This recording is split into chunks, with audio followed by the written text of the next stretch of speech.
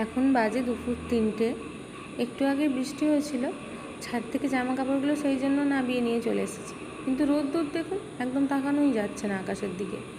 আপনাদেরকে আমার প্রথম ব্লগে দেখিয়েছিলাম না, ওই সজনে পাতা গাছের পাতায় শুঁয়ো লেগেছে। দেখুন, গাছটাকে একদম পাতাগুলোকে খেয়ে ন্যাড়া করে দিয়েছে। আবার ওই আম গাছের পিছন দিকে আরেকটা সজনে গাছ আছে, এবার ওটাই শুঁয়ো লেগেছে।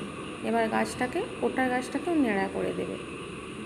আমি ভাবলাম মেঘ ধরেছে, কিন্তু না, এত রোদ বেরিয়েছে যে আকাশের দিকে চোখ মেলে তাকাতেও কষ্ট হচ্ছে। আর এটা কী তুলসীর গাছ বলুন তো? এই বর্ষার জল পেয়ে তুলসী গাছগুলো এক মানুষ সমান লম্বা হয়ে গিয়েছে। এই তুলসী গাছটার নাকি খুব গুণ, নাম জানি না, মনে হয় রাম তুলসী না রাধা তুলসী কি একটা বলে। আর এই গাছটা দেখুন, পাঁচিলের ওই পার থেকে ওই তারটার সাথে অবলম্বন হয়ে ওপরে ওঠার চেষ্টা করছে। আমরাও জীবনের প্রতিটা মানুষই কাউকে না কাউকে অবলম্বন করে ওপরে উঠি বা বেঁচে থাকি। আমরা তো মেয়েরা বিশেষ করে বেশি অবলম্বন করে থাকি, প্রথমে বাবার ওপর, তারপর স্বামীর ওপর, আর বৃদ্ধ বয়সে ছেলে মেয়ের ওপর। রুহিকে নিয়ে বেরিয়েছি, এখন ওই 5:30 6টার মতো বাজে। যাব ও একজনদের বাড়িতে, এদের বাড়ি চলে এসেছি। আর একে এসেই বলছি, কী রে, তোদের ওই বাড়িটা দিবি?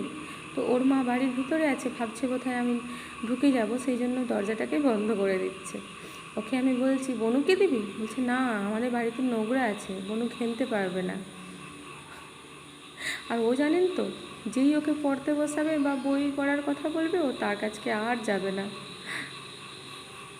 এদের বাড়িটা না খুব সুন্দর, মাঠের মধ্যেখানে, আর পাঁচিল দেওয়া তো, চারিদিকে গাছ লাগিয়ে বাড়িটা অদ্ভুত সুন্দর লাগে দেখতে। আর এই উঠোনটা আমার সব থেকে বেশি ভালো লাগে। আর দেখুন, ফ্রিজ খুলে কী করছে, কোল্ড ড্রিঙ্কস খাবে বলে ফ্রিজ খুলেছে, যা আমাকে দেখেছে অমনি বন্ধ করে পালিয়ে যাচ্ছে। আর আজ না নিচে কাকিমার ছেলের জন্মদিন, কাকিমা পায়েস আর মিষ্টি দিয়ে গিয়েছে।